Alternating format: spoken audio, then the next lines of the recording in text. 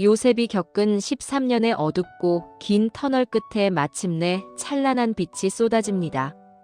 꿈을 꾸던 소녀는 이제 이집트의 총리가 되어 기근으로부터 세상을 구하고 자신을 버린 형제들을 용서하며 가족을 하나로 모으는 감동적인 화해의 드라마를 완성합니다.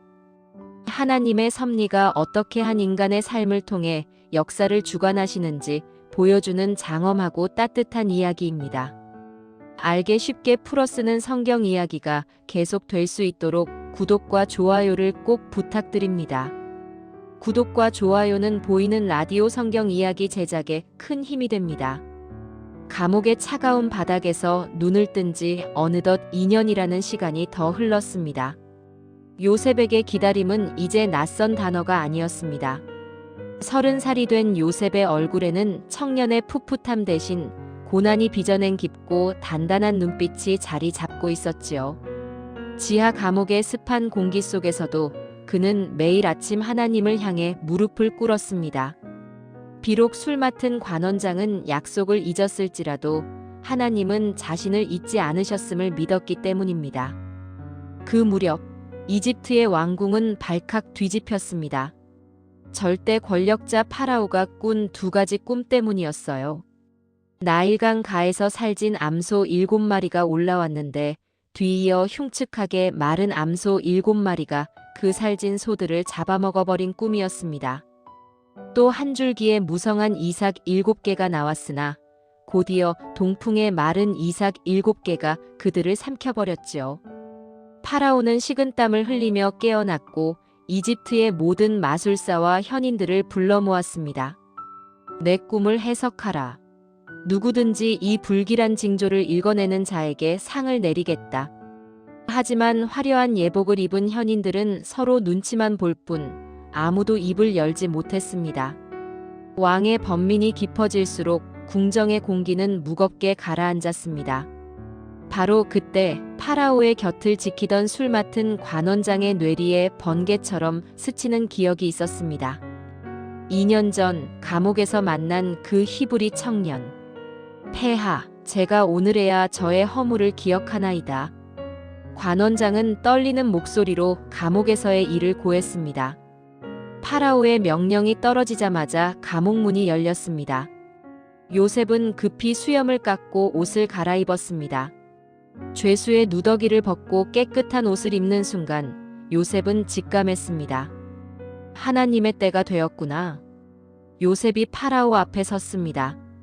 천하를 호령하는 왕 앞에서도 요셉은 주눅 들지 않았습니다. 그의 당당함은 오만이 아니라 하나님을 신뢰하는 자만이 가질 수 있는 평온함이었지요. 내가 꿈을 잘 푼다는 소문을 들었다. 파라오가 물었습니다. 요셉은 정중하지만 단호하게 대답했습니다. 제가 아니라 하나님께서 폐하께 평안한 대답을 주실 것입니다. 파라오가 꿈 이야기를 마치자 요셉의 입술을 통해 하나님의 지혜가 흘러나왔습니다. 두 꿈은 같은 내용입니다. 하나님께서 앞으로 하실 일을 폐하께 보이신 것입니다. 7 좋은 암소와 이삭은 7년의 대풍년을 의미하며 그 뒤에 따르는 흉측한 것들은 7년의 대흉년을 뜻합니다. 이집트 전역에 전례 없는 풍요가 있겠지만 그 뒤에 올 기근이 너무나 심하여 이전의 풍요를 기억조차 못하게 할 것입니다. 요셉의 해석은 명쾌했고 그의 목소리에는 확신이 서려 있었습니다. 좌중을 압도하는 정적 속에서 요셉은 해결책까지 제시했습니다. 이제 폐하께서는 명철하고 지혜로운 사람을 택하여 이집트 땅을 다스리게 하십시오. 풍년 동안 곡식의 5분의 1을 거두어 저장해 두신다면 다가올 흉년에도 이 나라는 멸망하지 않을 것입니다. 파라오는 감탄을 금치 못했습니다. 눈앞에 이 청년에게서 신의 영이 느껴졌기 때문입니다. 이와 같이 하나님의 영에 감동한 사람을 우리가 어찌 찾을 수 있으리요?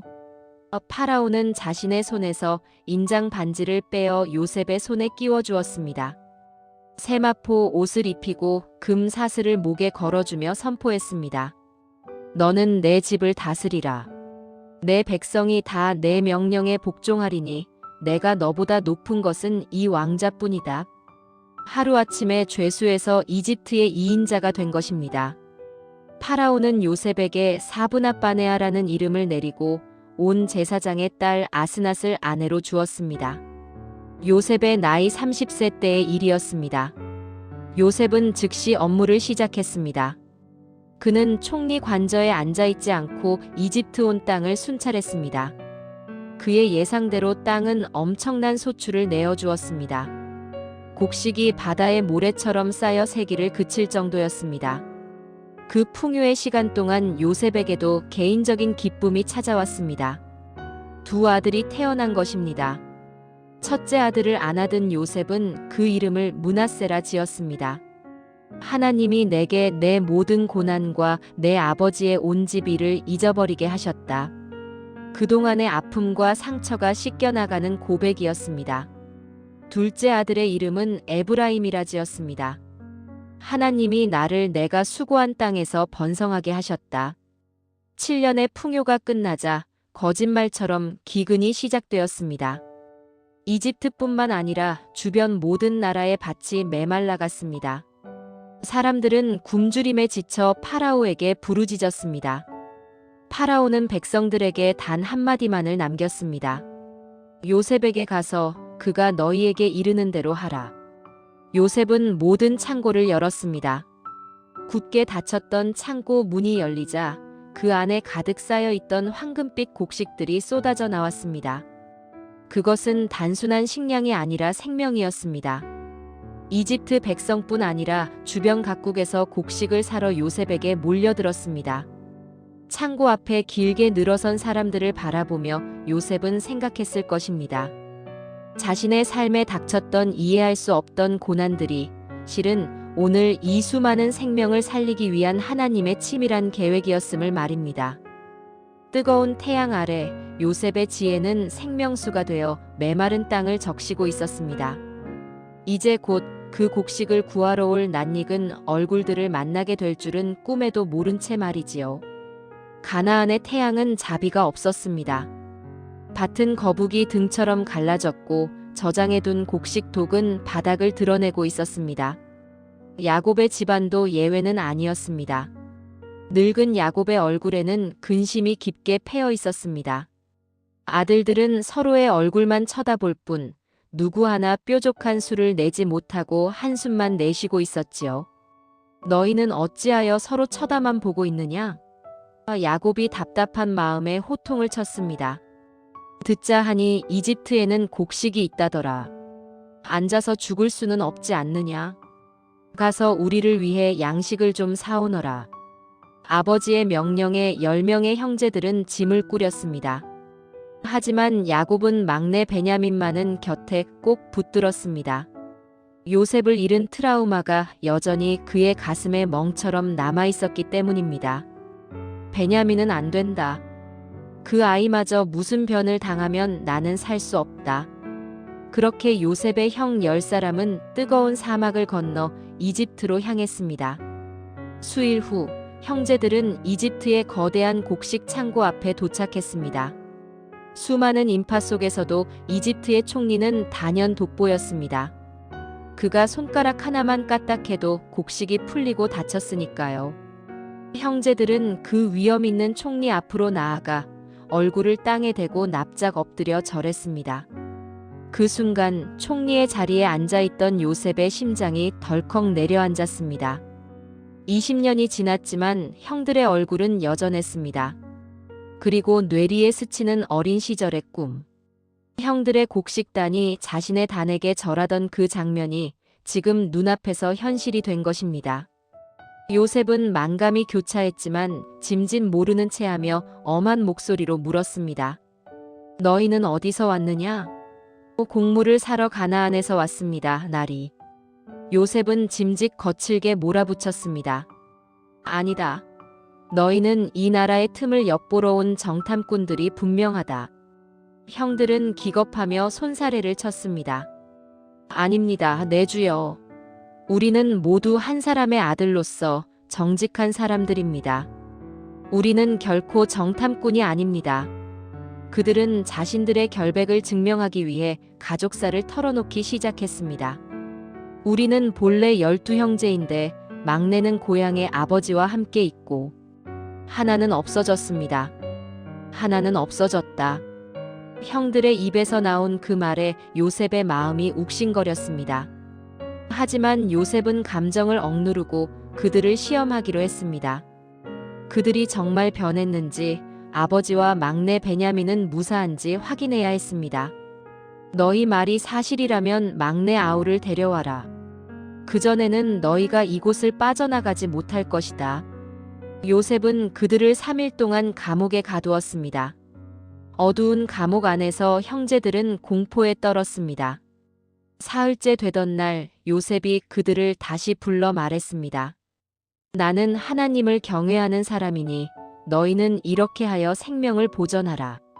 너희 중 한 사람만 감옥에 남고 나머지는 곡식을 가지고 돌아가 굶주린 가족을 구하라. 그리고 막내 아우를 데려오면 너희 말이 진실함이 증명될 것이다. 이 말을 들은 형제들은 서로를 바라보며 탄식했습니다. 우리가 아우의 일로 벌을 받는구나. 그가 우리에게 살려달라고 애원할 때 그 마음의 괴로움을 보고도 듣지 않았어. 그래서 이 괴로움이 우리에게 임한 거야. 마청 르우벤도 거들었습니다. 내가 그 아이에게 죄를 짓지 말라고 하지 않았더냐? 이제 그 피값을 치르게 되었구나. 그들은 총리가 이집트 말을 쓰니 자신들의 말을 못 알아듣는 줄 알았지만 요셉은 통역을 세워두고 모든 것을 듣고 있었습니다. 형들의 뒤늦은 후회와 자책을 듣는 순간 요셉의 눈시울이 뜨거워졌습니다.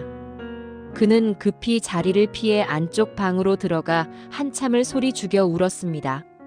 형들에 대한 원망과 그리움, 그리고 그들의 변화된 모습에 대한 안도가 뒤섞인 눈물이었습니다. 눈물을 닦고 다시 나온 요셉은 시므온을 결박하여 볼모로 잡았습니다. 그리고 부하들에게 몰래 지시했습니다. 그들의 자루에 곡식을 가득 채우고 그들이 가져온 돈뭉치도 도로 자루 아귀에 넣어라. 길에서 먹을 양식도 넉넉히 주어라. 형제들은 무거운 마음으로 하지만 가득 찬 곡식 자루를 싣고 귀향길에 올랐습니다. 도중에 여관에서 짐을 풀던 한 형제가 소스라치게 놀라 소리쳤습니다. 내 돈이 여기 자루 속에 그대로 있다. 형제들은 얼어붙었습니다. 가슴이 내려앉는 것 같았습니다. 하나님이 어찌하여 우리에게 이런 일을 행하셨는가? 가나안에 도착한 그들은 아버지 야곱에게 자초지종을 설명했습니다.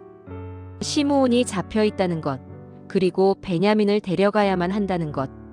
쏟아놓은 자루마다 돈뭉치가 그대로 들어있는 것을 보고 야곱과 형제들은 두려움에 떨었습니다.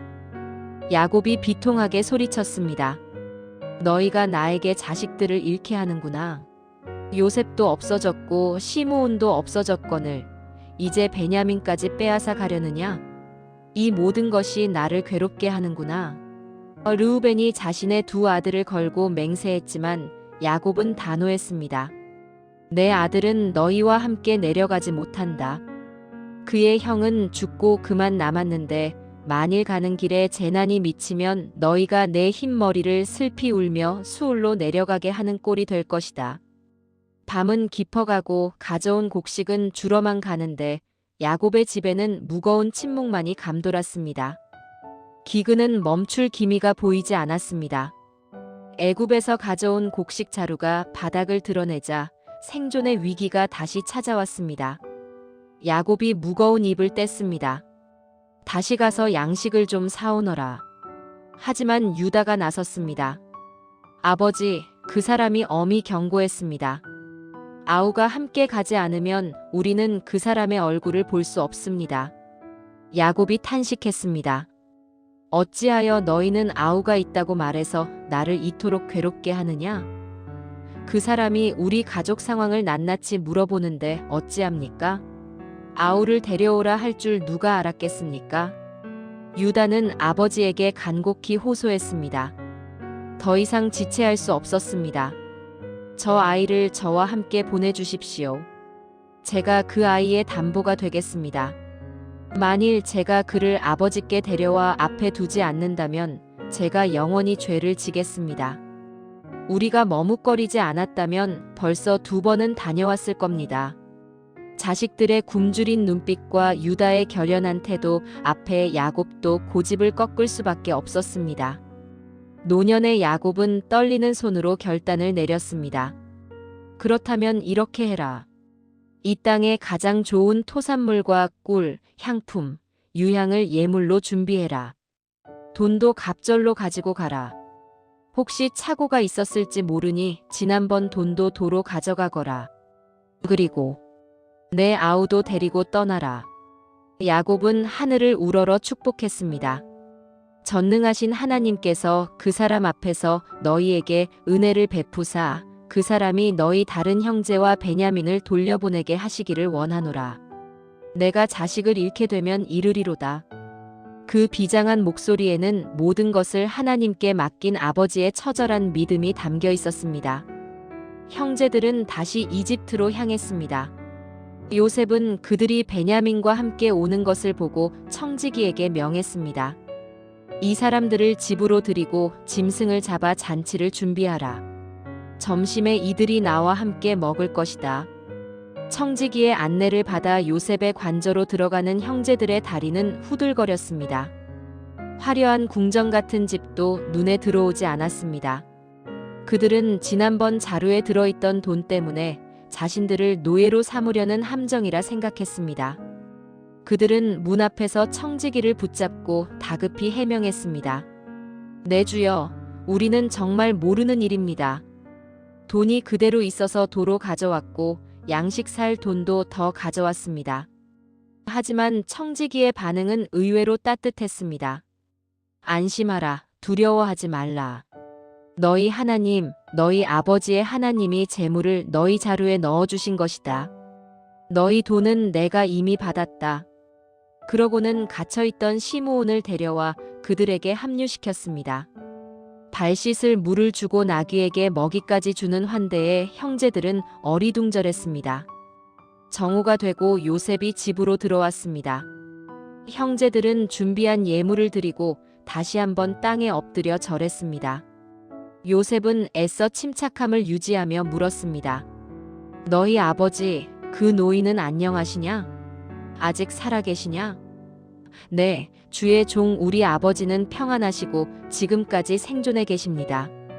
그때 요셉의 눈길이 멈춘 곳은 바로 자기 어머니의 아들, 친동생 베냐민이었습니다. 20여 년 전 꼬마였던 동생이 이제 늠름한 청년이 되어 있었습니다.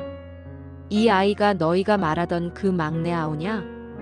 요셉은 베냐민을 바라보며 나직이 축복했습니다. 소자여, 하나님이 내게 은혜 베푸시기를 원하노라. 그 순간 뜨거운 무언가가 요셉의 목구멍까지 차올랐습니다. 더 이상 감정을 억누를 수가 없었습니다. 그는 급히 안방으로 들어가 터져나오는 울음을 쏟아냈습니다. 베개에 얼굴을 묻고 한참을 흐느꼈습니다. 핏줄에 대한 사무치는 그리움이 본물처럼 터진 것입니다. 얼굴을 씻고 감정을 추스른 요셉은 다시 나와 식사를 명했습니다. 음식을 차려라. 이집트 사람들과 히브리 사람은 겸상하지 않는 관습에 따라 상은 따로 차려졌습니다. 그런데 형제들이 앉은 자리를 보고 그들은 경악을 금치 못했습니다. 맏형 르우벤부터 막내 베냐민까지 나이 순서대로 정확하게 자리가 배치되어 있었기 때문입니다. 도대체 이 사람은 우리를 어떻게 이렇게 잘 아는 거지? 형제들은 서로 얼굴을 쳐다보며 놀라움을 감추지 못했습니다. 요셉은 자기 식탁의 음식을 그들에게 나누어 주었습니다. 특별히 베냐민에게는 다른 사람보다 5배나 많은 음식을 주었습니다. 여전히 자신의 정체는 숨긴 채였지만 동생을 향한 사랑만은 숨길 수가 없었던 것입니다. 긴장과 두려움으로 시작된 식사였지만 맛있는 음식과 술이 돌자 형제들의 표정도 점차 풀어졌습니다. 그들은 총리와 함께 마시고 즐거워했습니다. 하지만 이것이 끝이 아니었습니다. 요셉은 그들을 진짜로 용서하고 받아들이기 전 마지막이자 가장 중요한 시험을 준비하고 있었습니다. 과연 형들이 베냐민을 시기하지 않고 끝까지 지켜줄 것인가? 요셉의 깊은 계획은 이제 절정을 향해 가고 있었습니다. 동이 트자마자 형제들은 서둘러 길을 떠났습니다. 나귀들의 발걸음은 가벼웠고 형제들의 표정에도 오랜만에 웃음꽃이 피었습니다. 정말 다행이야. 그 총리가 우리를 좋게 보았어. 베냐민도 무사하고 시므온도 풀려났고 곡식도 가득하니 아버지께서 얼마나 기뻐하실까. 이집트 성문이 멀어질수록 긴장감은 안도감으로 바뀌었습니다. 그들은 이제 고향으로 돌아가 배불리 먹을 생각에 부풀어 있었습니다. 하지만 그 평화는 오래가지 못했습니다. 뒤에서 말발굽 소리가 요란하게 들려왔습니다. 요셉의 청지기가 그들을 맹렬히 추격해 온 것입니다. 멈춰라. 너희가 어찌하여 선을 악으로 갚느냐? 청지기는 거칠게 숨을 몰아쉬며 소리쳤습니다. 내 주인께서 아끼시고 점칠 때 사용하시는 은잔이 없어졌다. 너희 중 누가 그것을 훔쳤느냐? 형제들은 기가 막혔습니다. 억울함에 가슴을 치며 항변했습니다. 내 주여, 그게 무슨 말씀입니까? 우리는 결코 그런 짓을 하지 않았습니다. 지난번 자루에 있던 돈도 고스란히 다시 가져온 우리입니다. 우리가 어찌 은이나 금을 훔치겠습니까? 만약 우리 중 누구에게서 그 잔이 나온다면 그는 죽을 것이요. 우리는 모두 주의 종이 되겠습니다. 그들은 자신들의 결백을 확신했기에 목숨까지 걸고 큰 소리쳤습니다. 청지기는 그들의 짐을 수색하기 시작했습니다. 맏형 르우벤의 자루부터 하나씩 풀어 헤쳐졌습니다. 시므온, 레위, 유다. 차례로 검사했지만 잔은 나오지 않았습니다. 형제들의 표정에 안도감이 스칠 무렵 마지막 막내 베냐민의 자루가 열렸습니다. 곡식이 쏟아지며 그 속에서 번쩍이는 무언가가 굴러나왔습니다. 그것은 요셉의 은잔이었습니다. 아! 형제들은 외마디 비명과 함께 그 자리에 얼어붙었습니다. 하늘이 무너지는 것 같았습니다. 그들은 너무나 억울하고 분해서 입고 있던 옷을 찢으며 통곡했습니다. 베냐민은 사색이 되어 떨고 있었습니다. 형제들은 다시 짐을 싣고 도살장에 끌려가는 소처럼 터덜터덜 요셉의 집으로 돌아갔습니다. 요셉은 기다리고 있었습니다. 유다와 형제들이 요셉 앞에서 땅에 머리를 박고 엎드렸습니다. 요셉이 서리빨 같은 목소리로 꾸짖었습니다. 너희가 어찌하여 이런 짓을 했느냐? 나 같은 사람이 점을 잘 치는 줄을 너희는 알지 못했느냐? 이 절체절명의 순간 형제들을 대표해 유다가 입을 열었습니다. 더 이상 결백을 주장하는 것은 무의미해 보였습니다. 내 주여, 우리가 무슨 말을 하겠습니까? 하나님께서 종들의 죄악을 찾아내셨으니 우리와 이 잔이 발견된 자가 다주의 노예가 되겠나이다. 유다는 이 모든 일을 과거 요셉을 팔아넘긴 죄에 대한 하나님의 심판으로 받아들였습니다. 그러나 요셉은 그들을 시험했습니다. 그럴 필요 없다. 오직 그 잔이 발견된 아이 베냐민만 내 종이 되고 너희는 평안히 너희 아버지에게로 돌아가라. 이것은 잔인한 제안이었습니다. 베냐민만 버리고 가면 나머지 형제들은 살 수 있었습니다. 20년 전 그들이 요셉을 버렸던 것처럼 말입니다. 하지만 유다는 달랐습니다. 그는 무릎으로 기어 요셉의 발 앞까지 다가갔습니다. 그리고 목숨을 건 최후의 변론을 시작했습니다.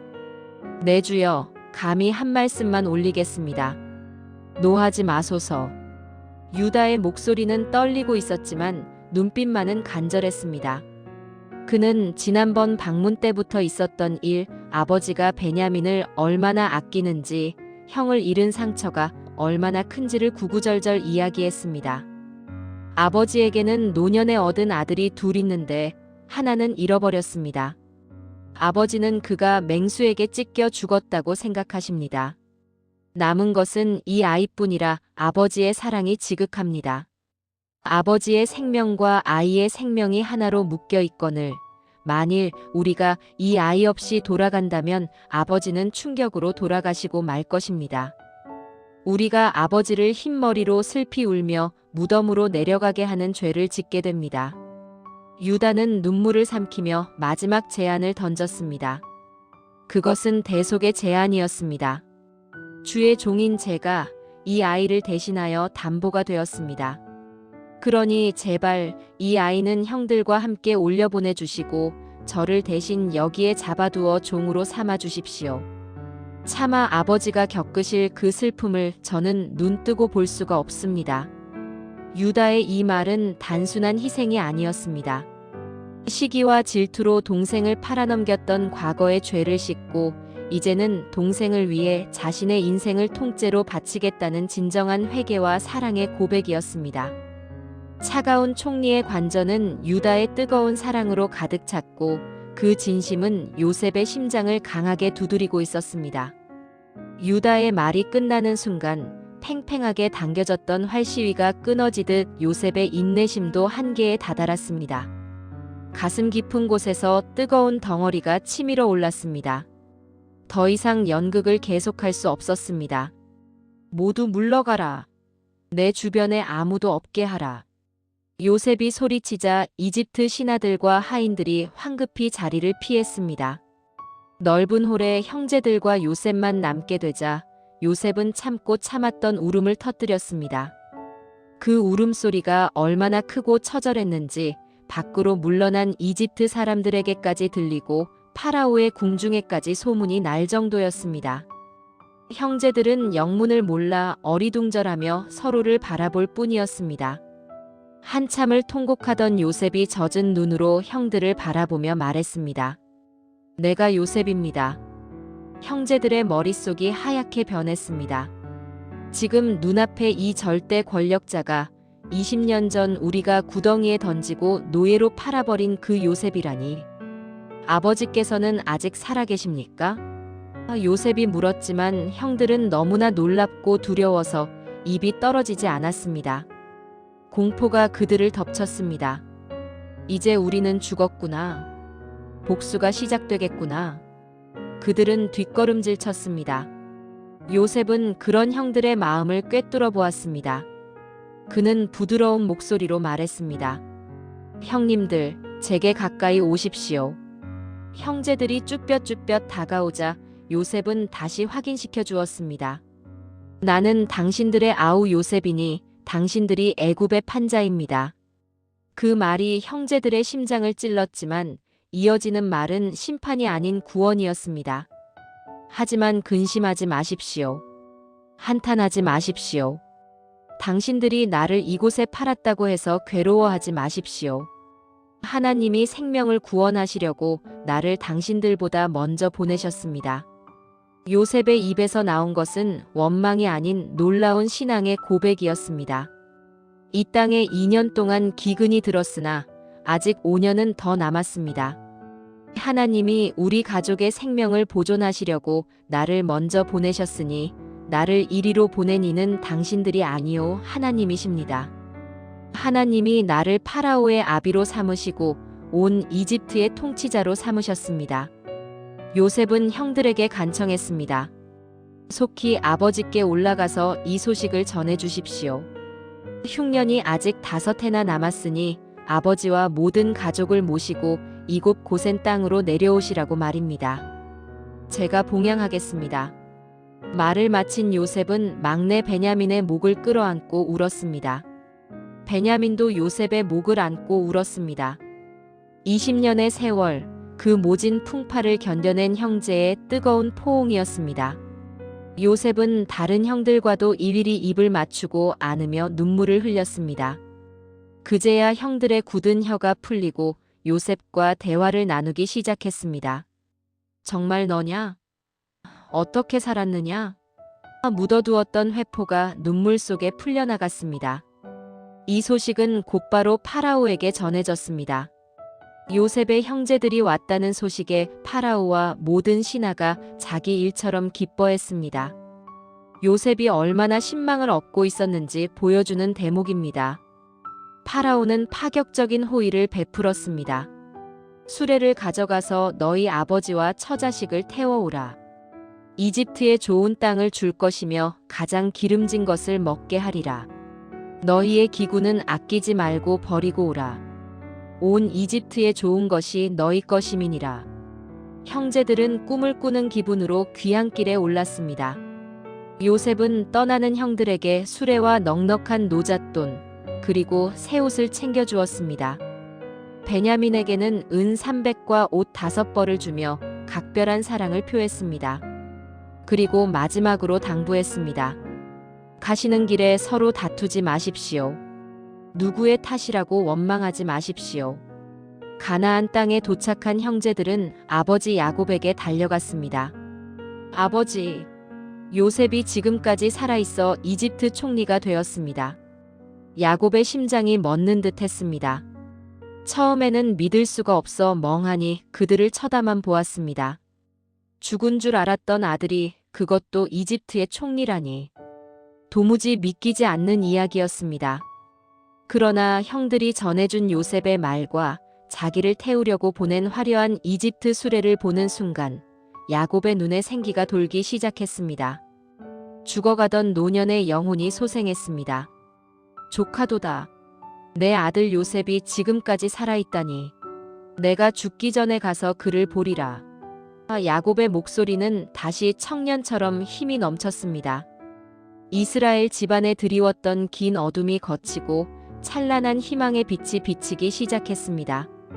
아들이 살아있다는 소식은 야곱의 혈관에 다시 피가 돌게 했습니다. 그러나 짐을 꾸려 길을 나서는 야곱의 마음 한구석에는 묵직한 돌덩이가 자리하고 있었습니다. 그것은 바로 두려움이었습니다. 할아버지 아브라함에게, 아버지 이삭에게 주셨던 약속의 땅 가나안을 떠나 이방 땅 이집트로 가는 것이 과연 하나님의 뜻일까? 혹시 내가 인간적인 그리움 때문에 하나님의 언약을 저버리는 것은 아닐까? 야곱의 행렬은 가나안의 남쪽 경계인 브엘세바에 이르렀습니다. 더 이상 가면 돌이킬 수 없는 국경지대였습니다. 야곱은 행렬을 멈추고 제단을 쌓았습니다. 그리고 아버지 이삭의 하나님께 희생 제사를 드렸습니다. 하나님, 제가 가는 이 길이 맞습니까? 연기가 하늘로 피어오르고 브엘세바의 밤은 깊어갔습니다. 모두가 잠든 고요한 밤, 하나님의 음성이 환상 중에 야곱을 찾았습니다. 야곱아, 야곱아. 네, 제가 여기 있습니다. 익숙하고도 어미로운 그 목소리가 야곱의 불안을 감싸 안았습니다. 나는 하나님이라. 내 아버지의 하나님이니 이집트로 내려가기를 두려워하지 말라. 내가 거기서 너로 큰 민족을 이루게 하리라. 내가 너와 함께 이집트로 내려가겠고 반드시 너를 인도하여 다시 올라올 것이며 요셉이 그의 손으로 내 눈을 감기리라. 함께 가겠다는 그 약속 하나면 충분했습니다. 야곱의 마음에 평안이 깃들었습니다. 다음 날 아침 야곱은 힘차게 일어났습니다. 아들들은 아버지를, 아이들과 아내들을 파라오가 보낸 수레에 태웠습니다. 르우벤, 시므온, 레위, 유다, 그리고 사랑하는 베냐민까지 야곱의 허리에서 나온 자손은 며느리들을 제외하고 모두 70명이었습니다. 가축과 가나안에서 얻은 재물을 모두 이끌고 그들은 거대한 이동을 시작했습니다. 먼 길을 돌아 마침내 이집트의 관문, 고센 땅 어귀에 다다랐습니다. 야곱은 유다를 먼저 보내 요셉에게 알렸습니다. 아버지가 오셨습니다. 그 시각 왕궁에 있던 요셉은 만사 제쳐두고 수레를 준비시켰습니다. 총리의 수레는 흙먼지를 일으키며 고센으로 질주했습니다. 멀리서 낡은 옷을 입은 노인의 모습과 익숙한 형제들의 형체가 보이기 시작했습니다. 요셉은 수레가 채 멈추기도 전에 뛰어내렸습니다. 아버지, 요셉아. 꿈에서도 그리던 아버지였습니다. 백발이 성성하고 주름이 깊게 팬 아버지 야곱. 요셉은 아버지의 목을 끌어안았습니다. 채통도 위험도 필요 없었습니다. 그저 아버지 품에 안긴 어린아이처럼 요셉은 목 놓아 울었습니다. 그 울음은 지난 22년의 세월을 녹여내는 뜨거운 용광로와 같았습니다. 야곱의 앙상한 손이 요셉의 등을 쓰다듬고 또 쓰다듬었습니다. 눈물 때문에 앞이 잘 보이지 않았지만 야곱은 손끝으로 아들의 얼굴을 확인했습니다. 한참 만에 진정된 야곱이 젖은 눈으로 아들을 바라보며 말했습니다. 내가 지금까지 살아있고 내가 내 얼굴을 보았으니 나는 이제 죽어도 여한이 없다. 그것은 단순한 말이 아니었습니다. 험악한 세월을 살아온 한 인간이 도달한 최고의 행복이자 하나님의 신실하심에 대한 찬양이었습니다. 요셉은 아버지와 형제들에게 앞으로의 계획을 설명했습니다. 이제 제가 파라오께 가서 말씀드리겠습니다. 형님들은 목축하는 사람들이니 고센 땅에 머물게 해달라고 말입니다. 이집트 사람들은 목축을 혐오하니 오히려 그것이 형님들을 이곳에서 안전하게 구별되어 살게 해줄 것입니다. 요셉의 지혜는 치밀했습니다. 그는 가족들이 이집트 문화에 동화되지 않으면서도 가장 비옥한 땅에서 보호받으며 살 수 있는 최적의 장소를 이미 마련해 두고 있었던 것입니다. 고센의 붉은 노을 아래 다시 하나가 된 가족의 모습은 참으로 아름다웠습니다. 요셉은 형들 중 5명을 택해 파라오 앞으로 나아갔습니다. 파라오가 그들의 직업을 묻자 요셉이 일러준 대로 대답했습니다. 종들은 목자이온데 가나안 땅에 기근이 심하여 양떼를 칠 곳이 없어 이곳에 왔나이다. 원하건대 종들로 고센 땅에 살게 하소서. 파라오는 기꺼이 허락했습니다. 이집트 땅이 내 앞에 있으니 가장 좋은 땅 고센에 너희 가족이 거주하게 하라. 그리고 그들 중에 능력 있는 자가 있다면 내 가축을 관리하게 하라. 이어서 요셉은 아버지 야곱을 인도하여 파라오 앞에 세웠습니다. 세상의 모든 권력을 쥔 젊은 왕 파라오와 하나님의 약속을 품은 늙은 목자 야곱의 만남이었습니다. 야곱은 들어오면서 파라오를 축복했습니다. 영적인 권위는 세상의 권력보다 위에 있었습니다. 파라오가 야곱의 백발과 깊은 주름을 보고 물었습니다. 그대의 연세가 얼마인가? 야곱이 지팡이의 의지에 대답했습니다. 내 나그네 길의 세월이 130년이니이다. 내 나이가 얼마 못 되니 우리 조상의 나그네 길의 연조에 미치지 못하나 험악한 세월을 보냈나이다. 험악한 세월. 그 짧은 단어 속에 형을 피해 도망치던 날들, 라반 밑에서의 고된 노동, 사랑하는 아내 라헬과 아들 요셉을 잃었던 슬픔이 고스란히 담겨 있었습니다. 야곱은 다시 한번 파라오를 축복하고 물러갔습니다. 요셉은 가족들을 라암셋 고센 땅에 정착시켰습니다. 그곳은 나일강의 지류가 흐르는 비옥한 땅이었습니다. 야곱의 가족은 요셉 덕분에 풍요를 누렸지만 바깥 세상은 지옥과도 같았습니다. 기근은 해가 갈수록 혹독해졌습니다. 백성들의 돈이 다 떨어지자 요셉에게 와서 부르짖었습니다. 돈이 떨어졌으니 우리에게 먹을 것을 주소서. 요셉은 그들의 가축을 받고 곡식을 주었습니다. 1년이 지나자 가축마저 동이 났습니다. 백성들은 절박했습니다. 우리의 몸과 토지밖에 남은 것이 없습니다. 우리를 사소서. 요셉은 냉철하고도 자비로운 통치자였습니다. 그는 백성들의 토지를 사서 파라오의 소유로 삼고 백성들을 성읍으로 옮겨 관리했습니다. 그리고 종자를 주며 제안했습니다. 너희가 파종하여 추수의 5분의 1은 파라오에게 상납하고 나머지 산은 너희가 가져라. 고대 근동의 착취 구조 속에서 20%의 세금은 매우 파격적이고 관대한 정책이었습니다. 백성들은 감격했습니다. 주께서 우리를 살리셨으니 우리가 파라오의 종이 되겠나이다. 요셉의 지혜로 이집트는 국가적 재난 속에서도 시스템을 갖춘 강력한 중앙 집권 국가로 거듭났습니다. 그렇게 17년의 세월이 평화롭게 흘렀습니다. 야곱의 나이 147세가 되었습니다.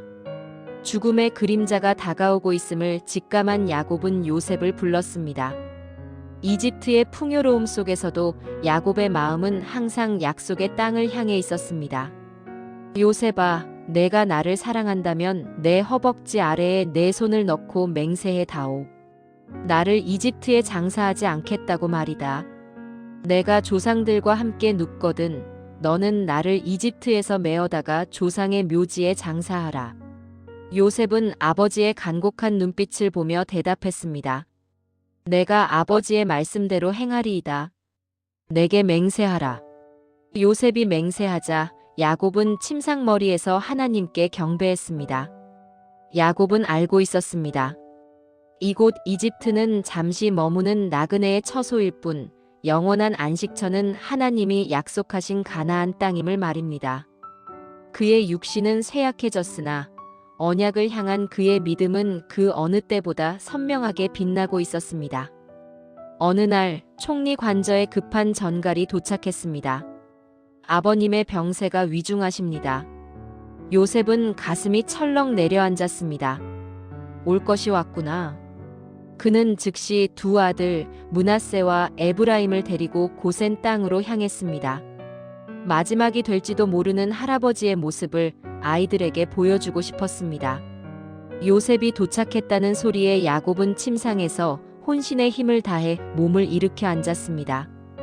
뼈만 앙상하게 남은 몸이었지만 그의 눈빛만은 꺼지지 않는 촛불처럼 형형했습니다. 야곱은 요셉을 바라보며 지난날 루스베델에서 만났던 하나님을 회상했습니다. 전능하신 하나님이 내게 복을 주시며 내가 너로 생육하고 번성하게 하여 내게서 많은 백성이 나게 하리라고 하셨다. 그리고 야곱은 파격적인 선언을 했습니다. 요셉아, 내가 이집트에서 낳은 두 아들 에브라임과 므낫세는 이제 내 것이다. 르우벤과 시므온처럼 내 아들이 될 것이다. 손자들을 아들의 학렬로 올려 요셉에게 두 몫의 기업 장자권을 주겠다는 뜻이었습니다. 요셉은 아버지의 깊은 사랑에 목이 메었습니다. 내 아들들을 데려오라. 내가 그들에게 축복하리라. 요셉은 아버지의 무릎 사이로 두 아들을 인도했습니다. 야곱은 눈이 어두워 앞이 잘 보이지 않았지만 손자들을 끌어안고 입을 맞췄습니다. 내가 내 얼굴을 보리라고는 생각도 못했는데 하나님이 내 자손까지 보게 하셨구나. 이제 축복의 시간이 되었습니다. 요셉은 아버지의 오른손이 장남에게 가도록 위치를 잡았습니다.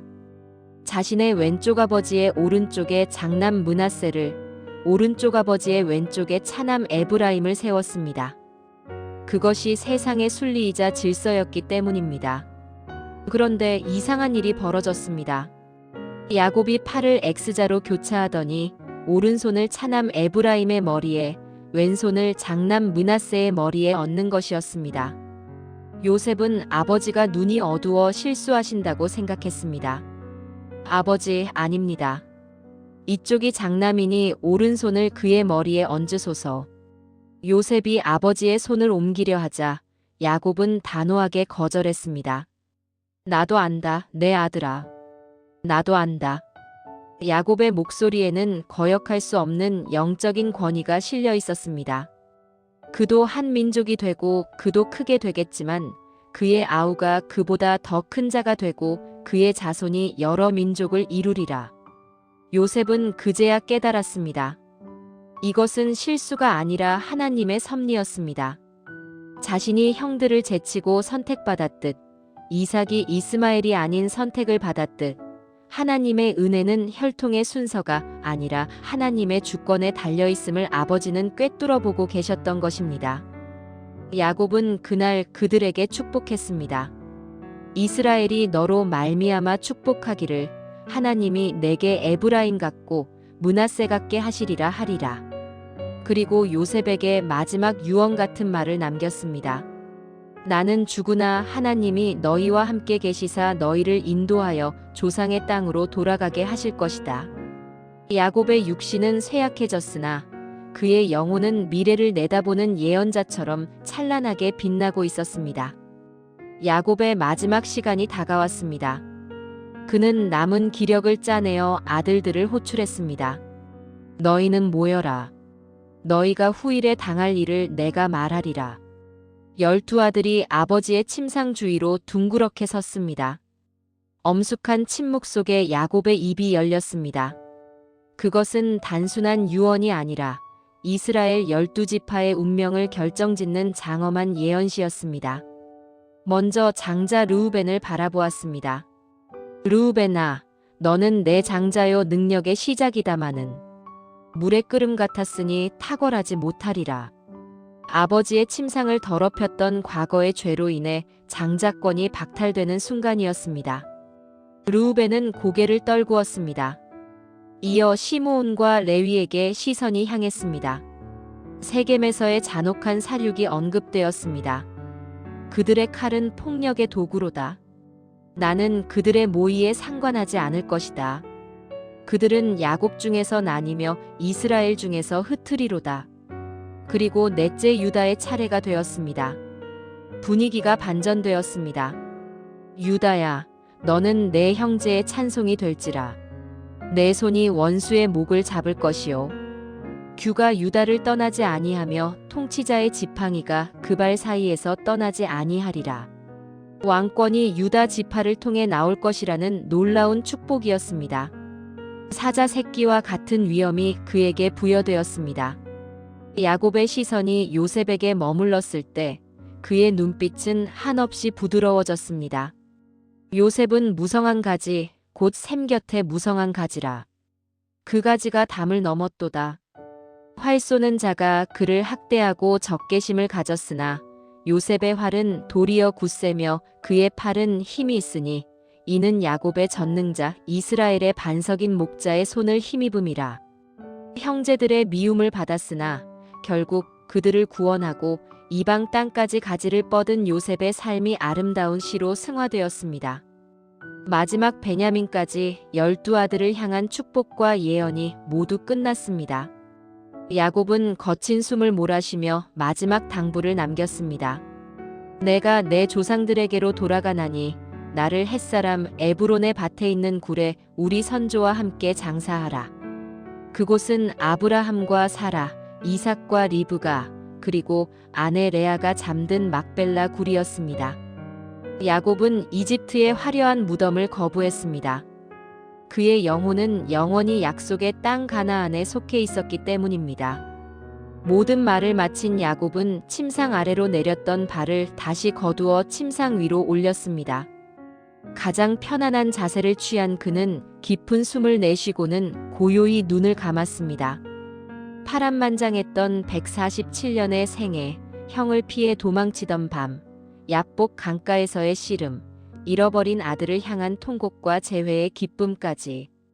그 모든 험악한 세월이 하나님의 은혜 안에서 평안한 안식으로 바뀌는 순간이었습니다. 거인 야곱, 이스라엘이 그렇게 역사 속으로 그리고 영원한 본향으로 돌아갔습니다. 야곱이 숨을 거두자 요셉은 아버지의 얼굴에 입 맞추고 울었습니다. 그는 이집트 최고의 의사들에게 명하여 아버지를 향료로 처리하게 했습니다. 40일이 걸리는 작업이었고 이집트 온 땅이 70일 동안 그를 위해 곡했습니다. 이는 왕족에게나 행해지는 예우였습니다. 장래 행렬은 장관이었습니다. 요셉과 형제들뿐 아니라 파라오의 모든 신하와 이집트 원로들이 병거와 기병을 거느리고 가나안으로 향했습니다.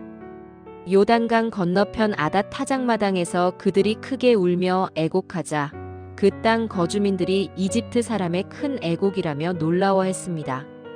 요셉은 아버지의 유언대로 그를 막벨라 굴에 안장하고 약속을 지켰습니다. 장례를 마치고 이집트로 돌아오자 형제들의 마음에 덜컥 두려움이 찾아왔습니다. 든든한 바람막이였던 아버지가 안 계시니 요셉이 묵혀둔 원한을 갚을지도 모른다는 공포였습니다. 그들은 요셉에게 사람을 보내 그리고 직접 찾아가 납작 엎드렸습니다. 우리는 당신의 종입니다. 아버지가 돌아가시기 전에 형들의 허물을 용서하라고 하셨습니다. 제발 우리를 살려주십시오. 형들이 두려움에 떨며 엎드리는 모습을 보며 요셉은 하염없이 눈물을 흘렸습니다. 20년 전 자신을 구덩이에 던질 때나 지금이나 여전히 죄책감에 매여 있는 형들이 안쓰러웠기 때문입니다. 요셉은 부드러운 목소리로 그들을 일으켜 세우며 성경 전체를 관통하는 위대한 신앙 고백을 토해냈습니다. 두려워하지 마소서. 내가 하나님을 대신하리이까. 요셉의 목소리는 떨렸지만 확신에 차 있었습니다. 형님들은 나를 해하려 하였으나 하나님은 그것을 선으로 바꾸사 오늘과 같이 많은 백성의 생명을 구원하게 하시려 하셨나이다. 당신들은 두려워하지 마소서. 내가 당신들과 당신들의 자녀를 기르리이다. 요셉은 간곡한 말로 그들을 위로했습니다. 그것은 인간의 용서를 넘어선 하나님의 섭리를 온전히 신뢰하는 자만이 할 수 있는 사랑이었습니다. 형제들은 그제야 참된 평안을 얻었습니다. 그 후로도 요셉은 오랫동안 형제들과 함께 이집트에 거주했습니다. 그는 110세까지 살며 에브라임의 자손 3대까지 보았고 므낫세의 아들들을 자신의 무릎에 앉혔습니다. 평화롭고 복된 노년이었습니다. 마침내 요셉에게도 떠날 시간이 다가왔습니다. 그는 형제들과 후손들을 불러 모았습니다. 그의 마지막 말은 이집트의 총리로서가 아니라 언약의 계승자로서 남기는 비전이었습니다. 나는 죽으나 하나님이 너희를 돌보시고 너희를 이 땅에서 인도하여 내사 아브라함과 이삭과 야곱에게 맹세하신 땅에 이르게 하시리라. 그리고 요셉은 엄숙하게 맹세를 시켰습니다. 하나님이 반드시 당신들을 찾아오시리니 그때에 당신들은 내 해골을 여기서 메고 올라가겠다고 맹세하십시오. 이집트의 화려한 무덤이 아니라 언젠가 이루어질 출애굽의 그날 약속의 땅으로 함께 가겠다는 의지였습니다. 요셉이 110세의 죽음에 사람들이 그의 몸에 향 재료를 넣고 이집트에서 입관하였습니다. 그의 관은 화려한 피라미드 속이 아니라 언젠가 떠날 그날을 기다리며 후손들 곁에 머물렀습니다. 창세기의 긴 역사는 이렇게 입관하였더라는 문장으로 끝을 맺지만 그것은 끝이 아니었습니다. 요셉의 관은 이스라엘 민족에게 침묵 속에서 외치고 있었습니다. 기다리라, 하나님이 반드시 우리를 찾아오신다. 우리는 돌아갈 것이다.